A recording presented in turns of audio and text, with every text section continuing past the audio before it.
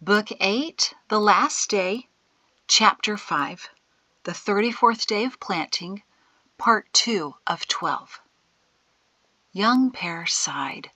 The ropes made out of twisted bedrolls were sturdy, all 10 of them, and they easily went up and over the 60-foot wall. The soldiers would be able to climb it relatively faster than they'd been scaling the sides of the canyons to go around them. Still, the ropes had to be secured by 10 men on the other side, as counterweights for those pulling on the ropes to climb up. That was the problem. They'd already thrown over the ropes before the army realized that there was no counterweight on the other side. Young Pear had seen the problem before they even started tossing, but he was not about to point that out.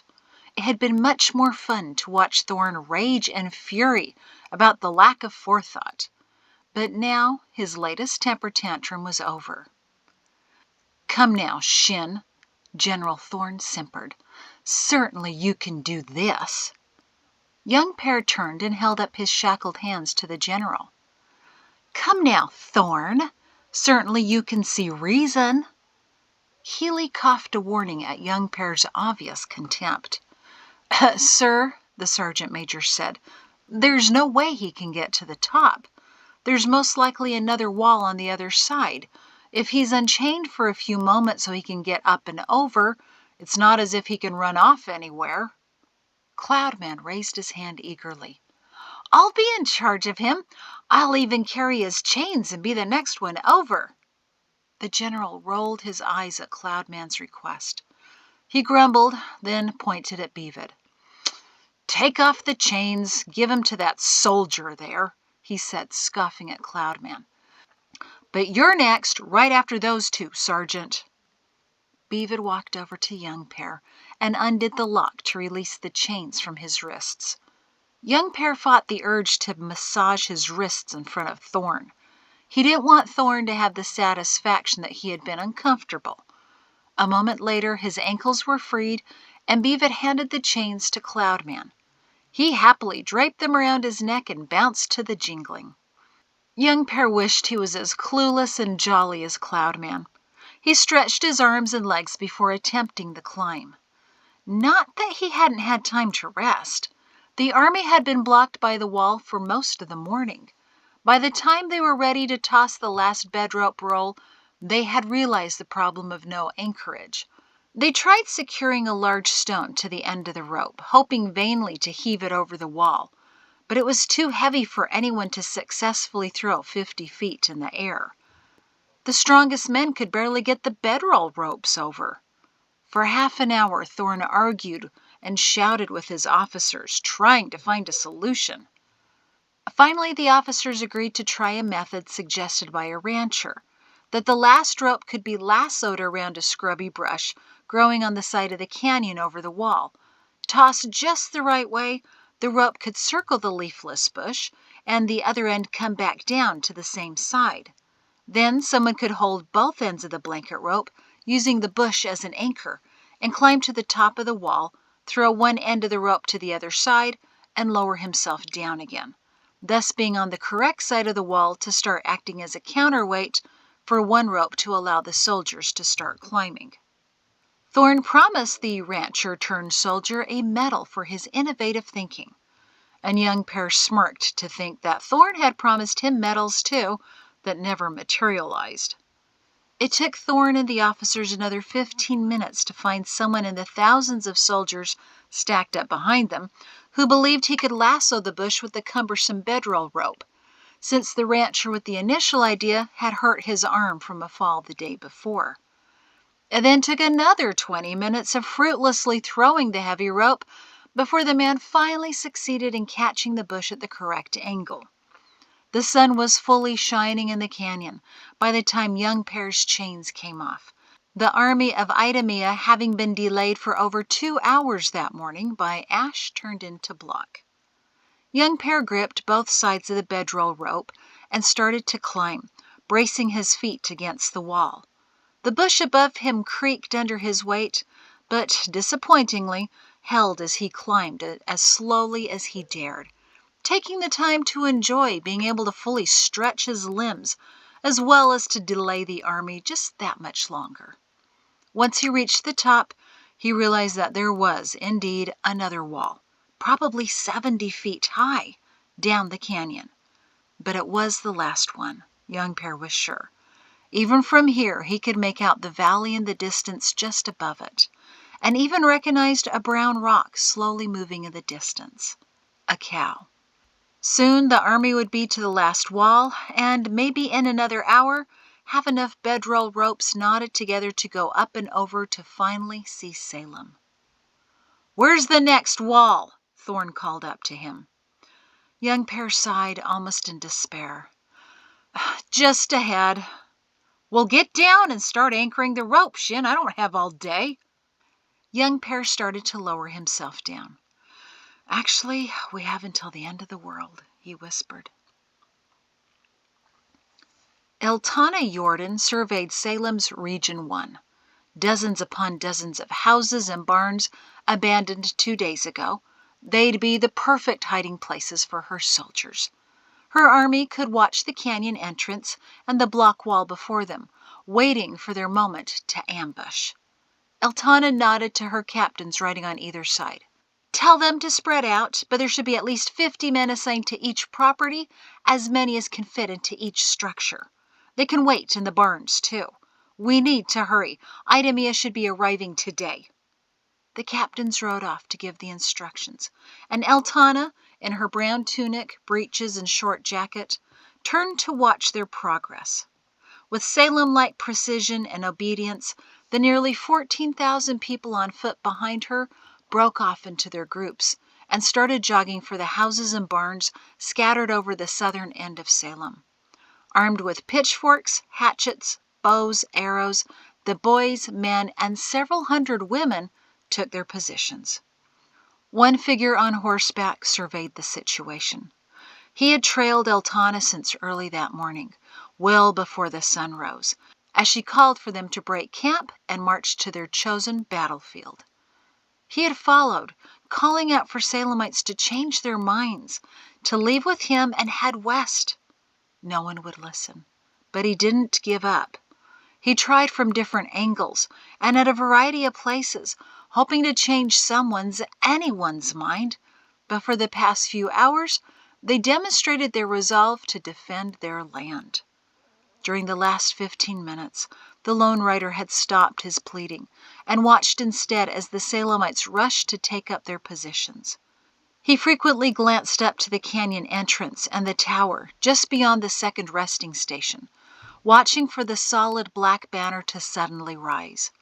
All that waved now was the gray one, signaling the army was still in the canyon. The rider looked over at Eltana Jordan and caught her glaring at him. It was at that canyon entrance where they became acquainted again, almost 2 years ago. It was then he promised her Salem was a place of miracles. But now, Pedoshin stared back at her with pity. Reluctantly, he turned Clark 14 and headed back to the estates. Shem thought only one thing as the white Clark galloped through the forest parallel to the Salemites hiking up the mountain. "Climb! Climb! Climb!" He didn't think about his lack of weapons, or the condition of the Salemites on the tableland, or if the soldiers were already there. He didn't even bother to look back to see if Boscos, Zadok, Q, and Deck were still following. He only wanted them in case something happened to him or the horse he was riding. He really didn't expect them to fight, just to support. He spent every free thought willing the horse to go faster up the slope. It could be done, he knew. He could get there before the soldiers. He just had to get there. Deck, sprawled on the dirt, evaluated the lamed horse next to him. "Obviously, you were not the best choice." He watched as Shem, Boscos, Q, and Zadok continued to ride up the mountain, soon out of view. None of them had noticed his horse go down. But several families, a dozen paces away on a parallel path, did. "Mr. Brighter, is that you? What's happened?" Deck got up, wiped the mud and leaves from his clothing, and smiled in embarrassment as the horse hobbled away from him. Just a little accident, that's all." Do you need help getting to the top? A man asked him. No, I'm really needed down at the estates. I guess this is the Creator's way of telling me that. Are you in a hurry? Need to borrow a horse? It's only about 2.5 miles from here. Just a pleasant jog down the mountain. Not really my style, what's going on at the top right now. He tried not to reveal anything more so as not to alarm his audience. I'm better down at the estates.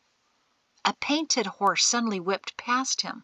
He could barely make out the figure riding it. He blinked, then blinked again. Was that Mrs. Zenas? The man asked him. I think so. Why? I have no idea. Seriously, Cambo? Vidro Brighter looked at the long branch his oldest brother put into his hands. How is this going to help? His brothers, cousins, and in-laws were thinking the same thing.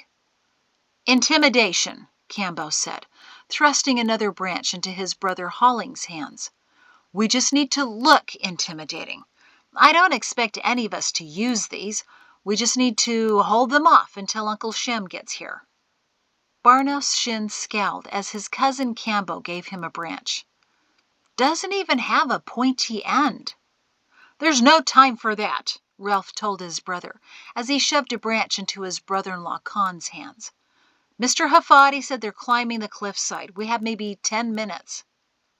I could whittle a pointy end in 10 minutes, Barnos said to Wes. My pocket knife is more deadly than this thing. But we're not supposed to be armed with weapons, Lek reminded them.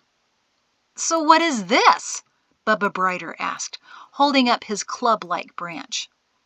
Firewood, Cambo declared, just not broken up yet. Lek glared at Cambo's explanation. It sounded like a rationalization his grandmother Mari would make. Lek was still not comfortable with the idea his cousin Ralph and brother-in-law Cambo cooked up, yet he held a piece of thick firewood. Newell, the youngest man there at age 17, cringed as he looked at his stick. And I thought I'd be safer up here than down at the estates. Look, Ralph said to the young men, pacing in front of them in a very general-like way, but none of them knew it. We just need to hold them off until help arrives. We're well rested. Sam scoffed. Ugh, speak for yourself. I spent yesterday on the mountain with 4 children and slept with twin babies last night. This, he pried open his bloodshot eyes, is not well rested. Come on, Sam, Cambo said, patting his ample arm and holding out another branch. You just need to flex those muscles and they'll quiver in their boots. Ralph nodded. I remember Pugga saying that all of us, even our little Wes, are bigger and stronger than most of the soldiers in the army. Wes tried to stand a little taller. He unfortunately didn't take after his massive great-grandfather, Jothan Hafadi, watching the soldiers slowly climb up the cliffside, but he had a little meat on him. Unlike Miki's husband, Clyde, who regarded the stick in his hands as if it were a snake in disguise. Except that General Shin never met me. Ralph and Cambo stopped. The only muscle the mathematician apparently exercised was his brain. That's all right, Cambo said, trying to sound reassuring but needing more experience in lying. You're still big enough. Ralph nodded unconvincingly. Lek closed his eyes. Clyde stared dubiously at the wood in his hands, calculating its weight and potential force. Judging by the tightening of his face, the results were not promising. Cambo turned back to Sam, easily twice as large as Clyde. Sam, just flex and growl or something. Growl? Khan elbowed his brother. Pretend you're playing bear with Enzio. Sam shrugged and emitted a low growl. His relatives chuckled. Cambo winced dramatically. Rather feeble, Sam. Come on. Be a real bear, one that's about to attack your sheep. Put some heart into it, man. Sam hunched over, flexed his arms, and growled impressively. Even Lek chuckled in appreciation, and Clyde sidled over to stand behind Sam. "I'm scared," Cambo announced with an approving grin. "And that's all we need to do. Scare them." Ralph pointed to the men in turn, his General Ralph voice coming through. "Remember, there's 12 of us and only 15 of them. We can't hold them off. If they approach, we just start beating them with the firewood. Uncle Shem can't object to that. And we're only allowing the descendants of Perin Shin and Shemzenas to fight, those with the ancestral blood of the army of Idumea in them. No other Salemites." Khan raised his eyebrows dubiously at his brother-in-law, then turned to Sam. "So why are we here? I really don't know what to do with this." He gestured feebly with the branch. "Your father's of descendants of Perin Shin," Ralph snapped at the Cadby brothers in full general style. They instinctively stood at attention. "You too, Wes," Ralph added in his gravelly low voice, and began pacing again. "And you will be soon, Clyde, a father to a descendant of Shemzenas, and by marriage you are all their sons." Cambo and a reluctant Lek nodded in agreement. "We'd be 13 if Cephas were here," Bubba said wistfully. "Where is he, anyway? I hardly ever see him anymore. He's always off doing something for Uncle Pato." "He was going to spend last night at our house," Sam said. "He and 2 of the assistants were making a final sweep of the eastern regions to make sure there aren't any stragglers. But I doubt they'll find anyone. Once Mrs. Jordan started collecting that massive group of fighters, everyone near us packed up and left in a hurry." "And we'd have 14 then if young Per were here." Newell smiled faintly, thinking about his older brother. "Kind of wish he was. He'd be brave enough to go down the trail and throw rocks at the soldiers or something." His brother Barno smiled. "I still remember when he did that to me." "And me," his cousin Halling nodded. Ralph sighed. "He's coming. They've seen him," he said in his more usual and more gentle tone. "And despite everything that's happening, there's nothing I want more than to see my big little brother again, even in chains. Maybe it'll be even better if he is in chains." His family laughed softly. "But if these soldiers get in the way," the general began to creep back into his tone, "that might not happen. Our mothers and Mugga have enough to worry about. Let's not make them deal with another missing or dead son today." The young men soberly nodded at Ralph and tightened their grips on their firewood. "Hifadi's signaling," Cambo noticed. 5 minutes. "Roll out of the way now, Jothan," Lek mumbled. "Time to get behind that rock." Clark 14 trotted wearily toward the barn, and Pato was surprised to see his sister come out of it.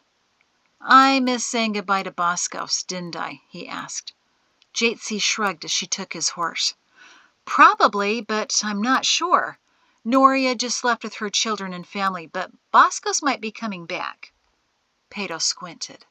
"Why?" Jatsi told him what was happening up at the ancient site with the 15 soldiers, and Pato groaned in frustration. "Ugh, so where's Dak?" "He followed them," Jatsi confessed. Pato glared at her. So far, nothing that morning had gone as he hoped, and now the carefully laid plan to protect the estates was also unraveling. "Dak's supposed to stay here at all times," he said irritably. "That's what Shem, Dek, and I agreed to last night." Jatsi put her hands on her hips, still annoyed that the men had a family council without the women. "Well, Shem ordered all men to follow him," she snapped back, "and Dek is all man." They glowered at each other.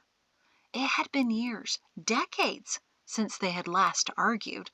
Some years ago, Pato realized that his sister was one of his best friends, and it wouldn't do now for Rector Shin and Mrs. Brighter to revisit their childish fighting. If Shem had ordered Dek to follow, No one outranked Guide Zenas. He could see in Jatesy's eyes dread mingled with despair. It'd been a difficult morning, a difficult week. Peyto hated to see his sister on the verge of tears, and he knew how to fix that. Jates, with your 28th wedding anniversary around the corner, it's good to hear that you still think of your husband as all man. Of course, that's probably a sentiment you should share only with him and in more private moments. I really didn't need to hear that. Immediately, Jatesy's eyes softened and she snorted. Peyto smiled. I'm sorry, Jates. I didn't mean to get angry at you. Just not a good morning. She nodded in understanding. Not a good anything, Peyto. I have to admit, it's all starting to get to me. I know, he said, looking around the estates, which was noticeably quieter. This empty hole in my gut, all of Salem. You look drained, Jatesy said when he didn't finish. When did you get to sleep last night? I don't think I ever did, he confessed. Then I got up early this morning. I heard. Eltana's army?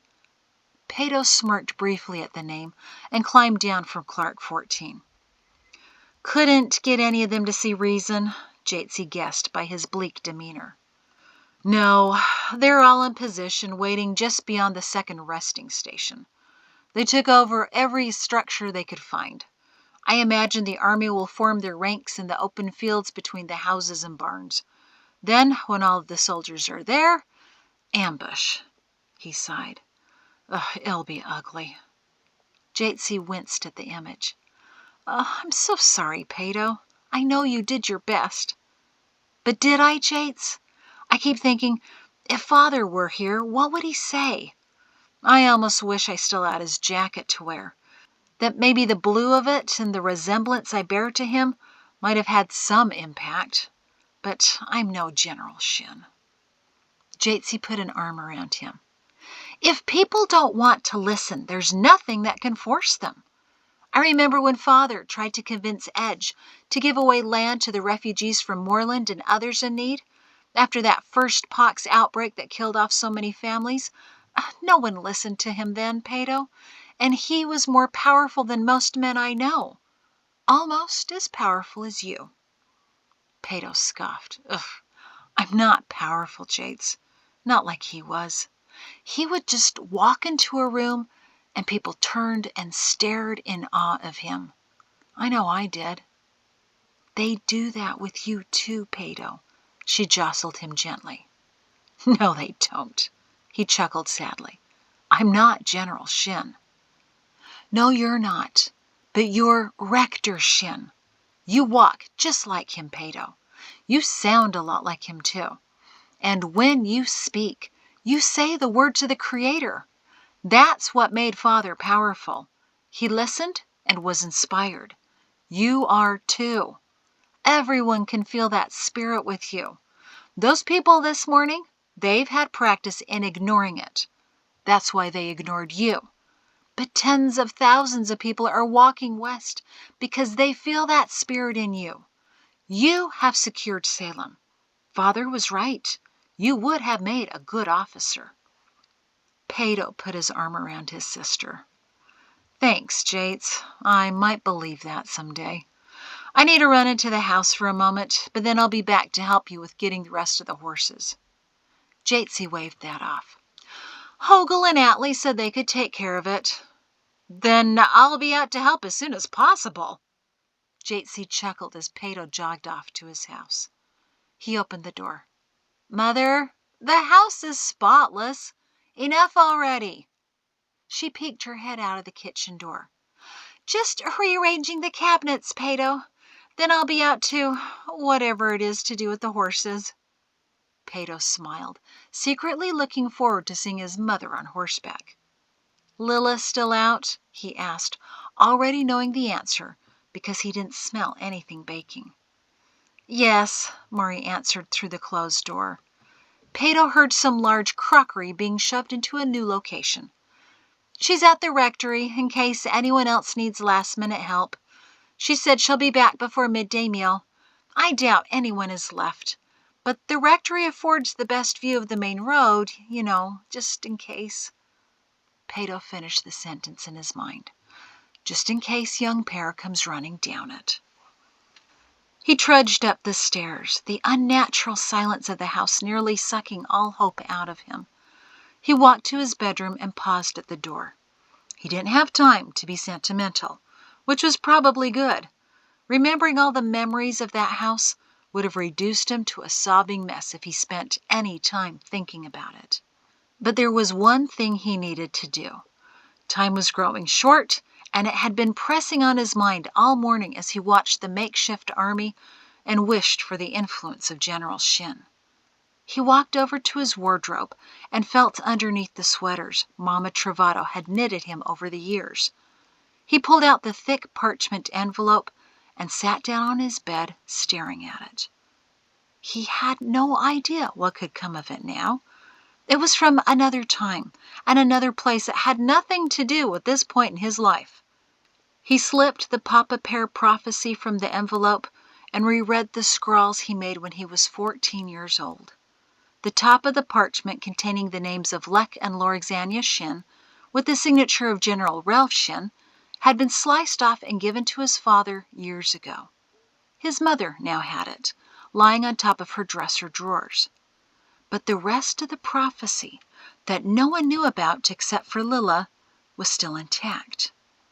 The greatest general the world ever saw, leading the world in its final conflict to bring a lasting peace. That's what Grandfather Ralph had said all those years ago in Idemia. He was so sure it would be his son Perrin Shin. Then, not so long ago, Peyto wondered if Ralph, in those delirious dreams, had not seen his great-grandson instead. He was also named Perrin Shin and looked nearly identical to his father. For a few brief, terrifying moments, Peyto had wondered if his son might not have found a way to overthrow Lemuel and claim the title of general himself. But now that was clearly impossible. Everything on that parchment was impossible. But Peyto couldn't ignore the admonition of his grandfather, which he felt again nearly overwhelming him. He heard the words many times that morning as he watched Eltana lead out the fighters. "Take it with you, Peyto. Whenever you think you might be gone for a long time, take it with you. It will become important to your children and grandchildren. Take it with you, Peyto." "Grandfather," he whispered to the parchment, as he carefully folded it again on the lines Ralph had originally made. "I'm putting this in my shirt pocket right now. For years I thought I understood this, and for the last year and 3 seasons, ever since he died, none of it has made any sense. It still doesn't. But it's in my pocket, and I will carry it with me through the last day. And when I see you again, I may demand some explanation for all of this." He smiled as he tucked it into his shirt pocket and buttoned up his thick jacket to keep it secure. "Apparently that last stretch up the cliff is the toughest." Bubba Brighter dropped his considerable weight on the ground and sat in the drying grass. "Because that's the longest 5 minutes I've ever experienced." Vidro chuckled anxiously at his brother. "It can be as long as it wants to be." Lek continued to check over his shoulder, anticipating seeing his father arrive. "They're out of shape, remember?" "Oh, I remember," Barnos Shin said, slapping his timber against his hand. "I'm counting on it." "Con," Sam nudged his brother, "do I have time to take a nap?" "Close your eyes. I'll wake you when I see something," Con promised. Ralph clenched the firewood in his hands, watching the edge of the cliff. "Get up, Bubba." Bubba swallowed hard as he noticed the first head wearing a blue cap coming over the edge. He got to his feet, and Con elbowed his brother. "That wasn't nearly long enough," Sam complained, opening his eyes. They grew wide when he saw another, then another, and another head come over the edge. The soldiers spied them, too, about 30 paces from the cliff, standing in a row. The fourth man up was a sergeant, and he sneered at the sight. "Look, men, the army of Salem is here to greet us with sticks." The first three soldiers, who had looked at the line a little warily, started to laugh. "This won't even be a challenge," one of the soldiers said, as he stood opposite of Cambo, about 20 paces away, his hand on the hilt of his sword. "Now, now," the sergeant said, "wait for everyone else. All of you deserve to have a little fun." The descendants of Perin-Shin and Shem-Zina said nothing, but tightened their grips on their firewood, if only for something to hold on to. One of the younger soldiers cracked his knuckles in anticipation. "Been waiting to bloody my sword on something more than a squirrel." "A squirrel?" said another soldier. "I got bored waiting to climb that stupid mountain after the boulders." "You probably killed the last surviving squirrel in the area." "Yeah, I know." The line of young men held their positions as the rest of the soldiers arrived at the top, winded and weary to take their place opposite of them. Lek glanced to the side. "Papa," he whispered, "now would be a good time. Papa." The last of the soldiers came up to the summit and sniggered at the 12 mostly well-built men holding sticks. Clyde was almost fully behind Sam now, cowering slightly. A noise behind them, like a wild animal crashing through the brush, spun the sons around. Lek heaved a sigh of relief as suddenly a large white horse with Shem-Zinus came rushing out of the forest and straight toward them. The soldiers stared in surprise. Shem couldn't have been a more startling or impressive sight. He sat tall on the horse, bulky and powerful as he pulled it to a quick stop. Right behind him was Boskos, Zadok, and an exhausted Q. Now it was 16 to 15. Shem slipped off his horse and walked boldly through the line between his nephews and headed for the sergeant. Boskos, Zadok, and Q dismounted and got in line by their brothers. The sergeant instinctively drew his sword, and the rest of his soldiers scrambled for their weapons. The two bowmen stepped back quickly into the shrubs. Shem was undeterred. He held up his hands to show he was unarmed and strode up to the sergeant. "Get off my mountain, Sergeant, you and your men. You have no claim to this land." "Oh, yes, we do," the sergeant said, his voice tinged with fear. "By order of General Thorne, whatever we find we can take." "General Thorne is not the authority here. I am," Shem said calmly yet firmly. "I'm telling you now, get off my mountain or I will kill you." The sergeant tried to laugh. "Oh, really? How do you and those little boys back there plan to—" "Get off my mountain."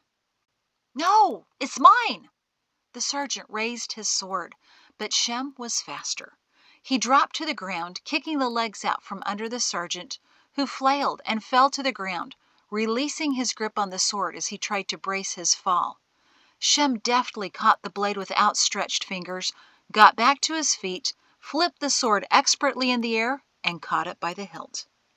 The other soldiers gaped in amazement as they realized their sergeant was now unarmed, and Shem was unharmed, and not even nicked by the blade he caught, all in half a moment. Shem held the sword straight out and pointed it at the throat of the sergeant, lying stunned on the ground. "Get off my mountain." The sergeant swallowed before he shouted, "Attack!" Kala had left her horse away from the rest of the abandoned animals, far from the Salemites who were nervously waiting word that it was safe to proceed. She didn't want anyone to know she was there to watch her sergeant major fight. What prideful behavior! She wasn't known for being prideful, except when it came to her husband. But she couldn't help it. Nor was she really trying, to be honest. She'd waited years for this moment, ever since Perrin had told him of his dream, and since she was a mere girl, she'd fantasized about Shem-Zinus with a sword. She almost shocked herself with her worldliness, but not enough to remain at the estates. She scrambled up a steep ridge that overlooked the tableland before the cliffside, knowing no one would be up there because of the ruggedness of the terrain. She crouched and darted from one scrubby bush to another, using them as shields so as to not be seen by her family, who now came into view. As she moved along the slope for a better angle, she clutched branches and braced herself against large rocks to keep from sliding or tumbling down to the family campsite about 100 paces below, which would have been mortifyingly embarrassing.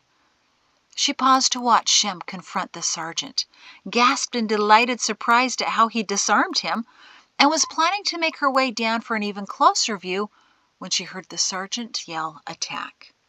She froze in a cluster of bushes as 2 soldiers on either side of Shem charged at him simultaneously. He stepped back at the last moment, and the 2 soldiers veered at each other instead.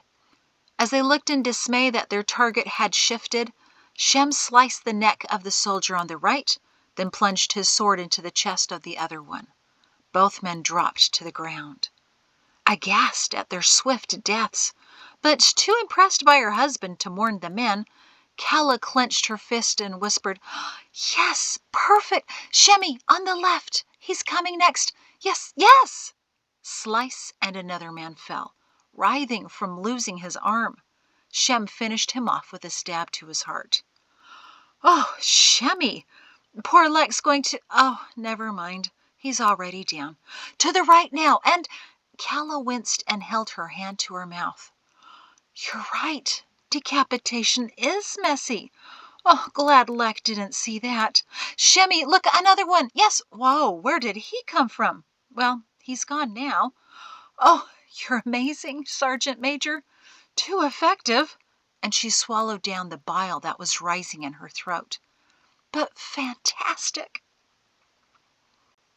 Down below her, the 15 young men, 14 still conscious, but 2 looking like they would join Lek sprawled on the ground at any moment, kept to the line, but stared in amazement as Shem spun, slashed, and killed another soldier, then another and another.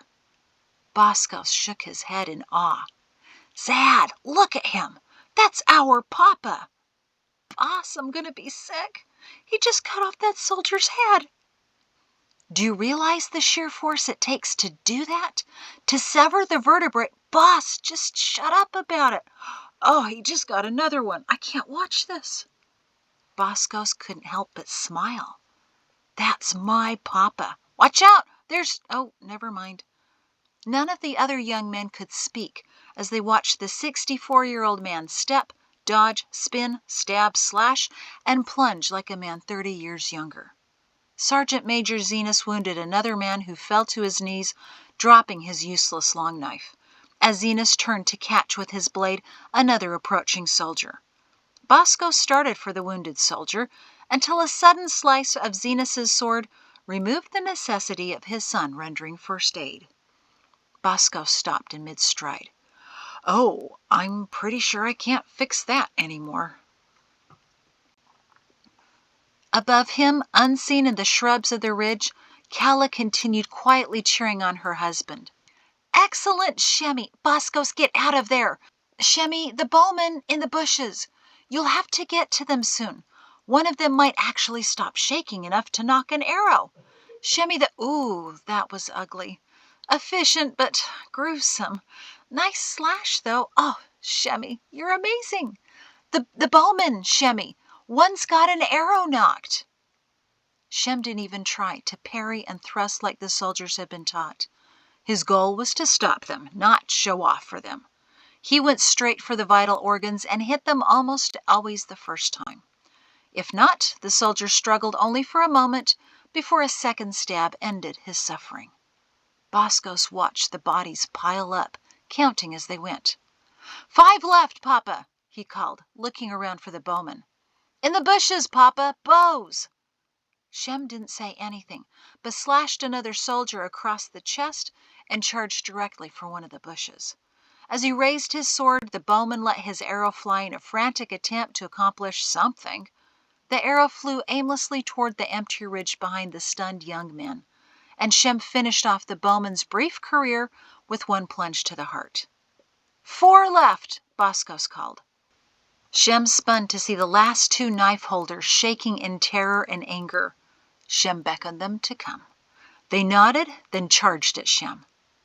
"Shemmy!" Kala gasped from her hiding place. "The other bowman! He's knocked the arrow! Shemmy!" She couldn't understand why she was gasping for breath. Maybe the excitement of the ride up there, and now watching him fight. She was 56 after all, not exactly a young woman anymore. "Shemmy, excellent jab, but the bowman!" The two knife holders were now on the ground, stilled and bleeding profusely, while Shem charged at the last bowman trembling in the bushes. Before Shem reached him, he released his directionless arrow. Shem slashed him across the throat. All of the soldiers but one were now dead. The sergeant remained prone on the ground and panting in terror where Shem had originally felled him. Shem walked serenely over to him. In fact, he'd felt wholly focused and calm during the entire incident, filled with the tranquil assurance he always felt when the Creator sent him to do an unpleasant and violent task. And he pointed the dripping sword at the sergeant's throat, a few drops of blood landing on his flesh. "I leave you alive to return and report to Lemuel, but take your time. Tomorrow will be soon enough to give him this warning. Tell him this is my mountain, and if he comes here, he will die, just like all of them." The sergeant trembled. "And who are you?" "Tell him Sergeant Major Shem Zenas sends this message." The sergeant began to choke. That's not possible. Thorn killed Zenas himself. Everyone in the world knows that." Shem tipped his head. "Everyone knows a lie, Sergeant. Lemuel missed, and he knows it. Remind him of that. Now stand up." The sergeant struggled to get to his feet, staring at Zenas. "You can't be him." "Who else in Salem could handle a sword like me?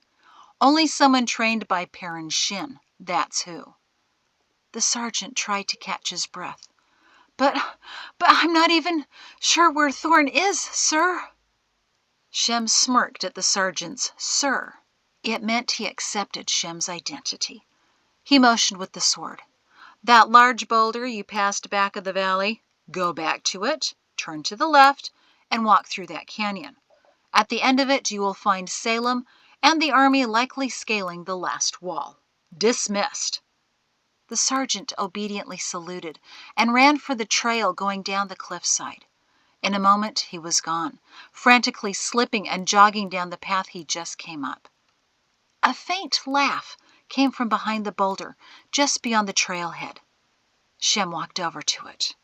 "Jothan?" Jothan stood up stiffly and grinned. "Fantastic, Sergeant Major! Absolutely marvelous! Ah, that was worth the wait, my friend, worth the wait." Shem grinned back and firmed his grip on the hilt as Jothan moved around the rock to join him. "I hate to confess it, Jothan, but this feels mighty good in my hand again." "It looks great in your hand." Shem's grin faded as he stared at the blade he never wanted to hold again.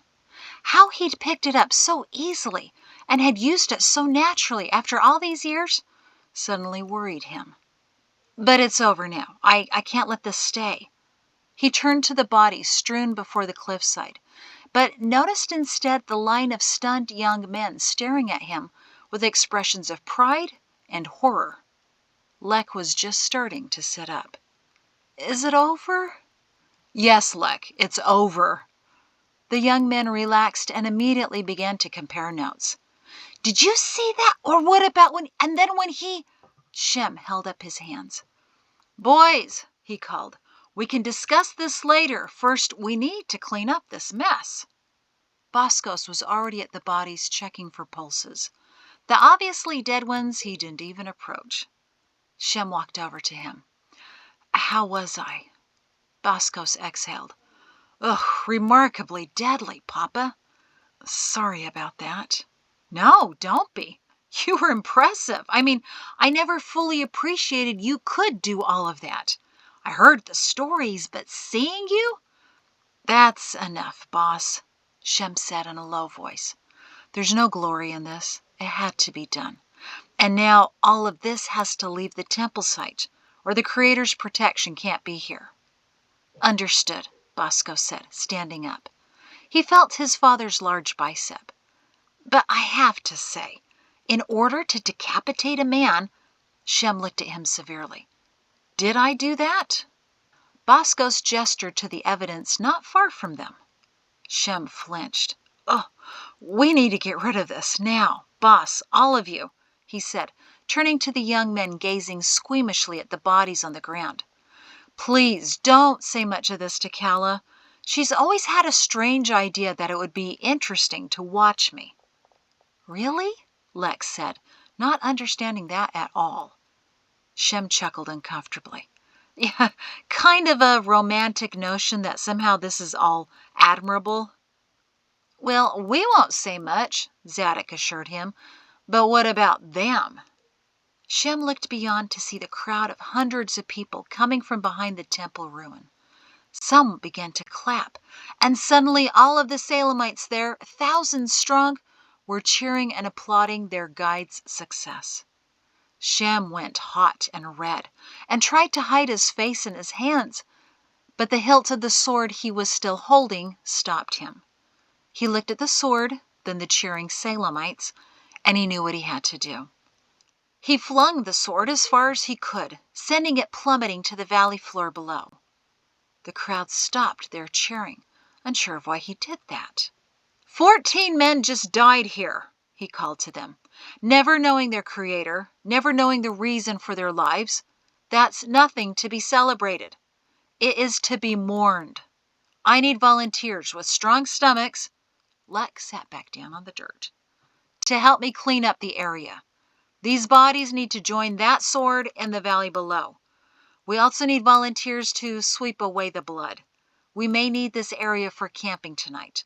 Thousands of Salemites are on the routes.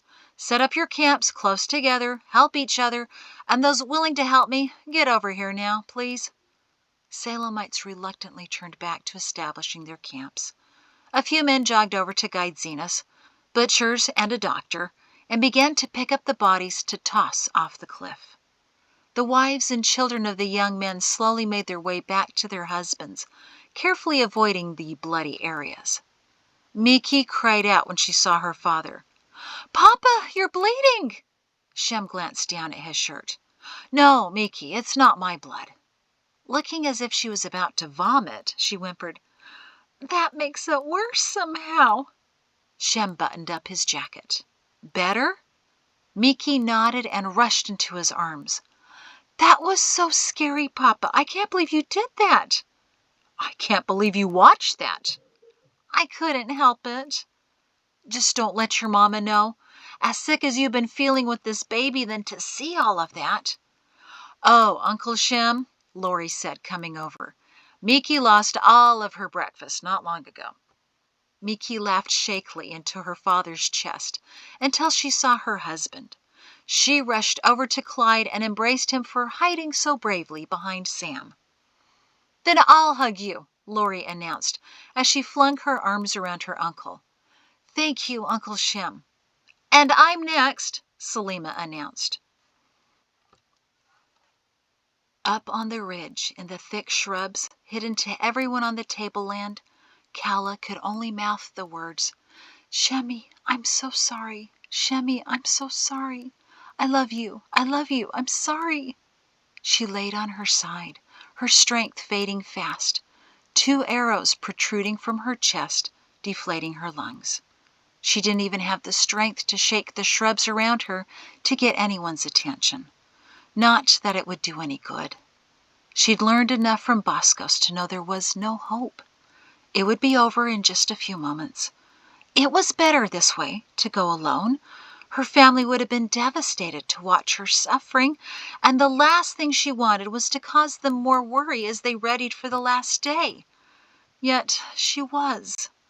Eventually they'd find her, and oh, what a terrible moment that would be for them.